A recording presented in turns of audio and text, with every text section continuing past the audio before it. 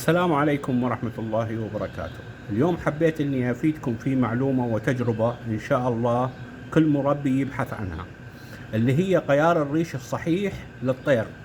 وكثير من الناس يعانون من مشكلة غيار الريش، وبالنسبة لغيار الريش بالنسبة للطير يعتبر 60 إلى 70% من نجاح الطير بالإنتاج.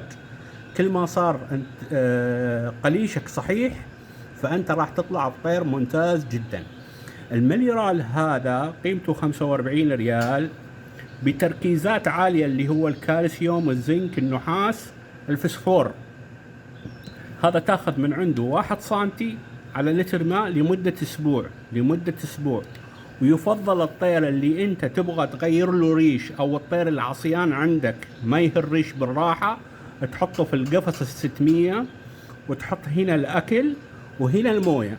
طبعا أنا دائما أنصح أي واحد يستخدم الأقفاص هذه لغيار الريش يكون أفضل، لأن الطير دائما إنه يتحمم عندك مرحلة غيار الريش معناته يطلع لك ريش صحيح وريش قوي وريش لامع وريش إنه ما يسبب لك مشاكل، بحيث إن الطير بعد ما يطلع من غيار الريش. وكثير من الناس يعانون من هذه المشكلة، إنه بعد ما يخلص غيار الريش ويكمل ب10 أيام 15 يوم يرمي جنحه.